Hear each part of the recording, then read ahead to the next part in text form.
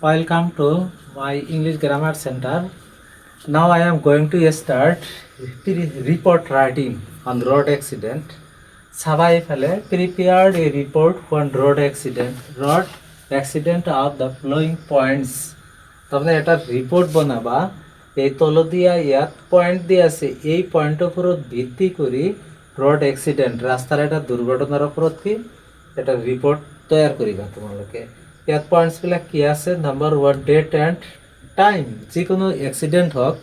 কিবা এটা তারিখ বা বাৰত হয় মানে ডেট মানে কিমান তাৰিখত আৰু কিমান সময়ত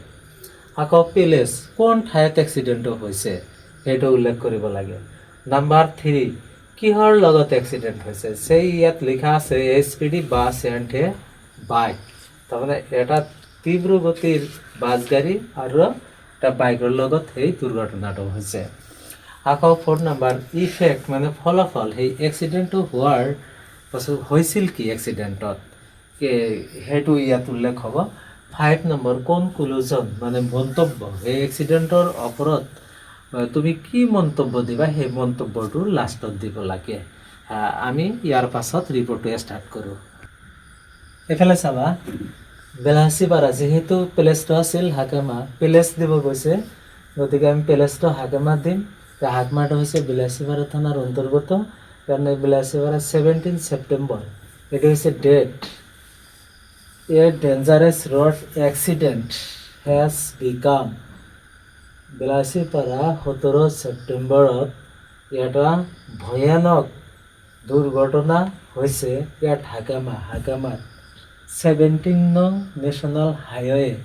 মানে 17 নং ৰাষ্ট্ৰীয় ঘাইপথত অফ বেলাসীপাৰা পিএস মানে বেলাসীপাৰা পুলিশ স্টেশন বেলাসীপাৰা থানাৰ আণ্ডাৰ ধুবুৰী ডিষ্ট্ৰিক্ট ধুবুৰী জিলাৰ অন্তৰ্গত হাকামা 17 নং ৰাষ্ট্ৰীয় ঘাইপথত এই 17 সেপ্টেম্বৰ তাৰিখে ৰাতিপুৱা 7:30 এটা ভয়াবহ দুৰ্ঘটনা হৈছিল এবাৰ কিহৰ লগত দুৰ্ঘটনাটো হৈছে এসপিডি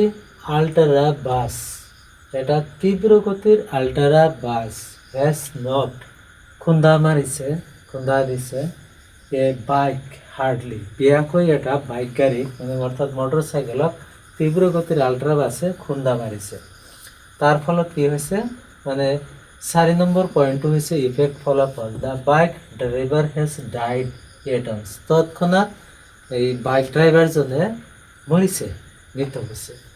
ইয়াত দ্য বাছ ড্ৰাইভাৰ হেজ গান এৱে আৰু এই বাছখনৰ পৰিচালকজন ড্ৰাইভাৰজনে পলাইছে লগে লগে নহ'লে ৰাইজে আহি মাৰিব নহয় আকৌ দেখা ইয়াত শুনেছ ড্ৰাইভাৰটো পলাই গ'ল ইয়াত শুনেছ তৎক্ষণাত a large number of people reach there তৎক্ষণাত বহুত মানুহ সোনকালে তাত উপস্থিত হ'ল এক্সিডেণ্ট শুনিলেতো মানুহ যাবই তাত সহায় কৰাৰ কাৰণে এবাৰ ইমিডিয়েটলি তৎক্ষণাত the police and ambulance reach there তৎক্ষণাত কেনেবাকৈ খবৰ পায় থানাৰ মানুহে কোনোবাই হয়তো ফোন কৰিছে তাৰ ফলত কি হ'ল আৰক্ষী আৰু এম্বুলেন্স এইটো উপস্থিত হয় লগে লগে দ্য ডেথ বাইক ড্ৰাইভাৰ এই মৃত বাইক ড্ৰাইভাৰজনক হেজ বিন সেন্ট ইয়াত এটা পইণ্ট হ'ব হেজ বিন সেন্ট ইয়াত ছাত্ৰ ছাত্ৰীসকল এইটো ভাৰ মই পাহৰি গৈছিলোঁ has been sent to post madam to Dhubri medical college কি কৰিছিল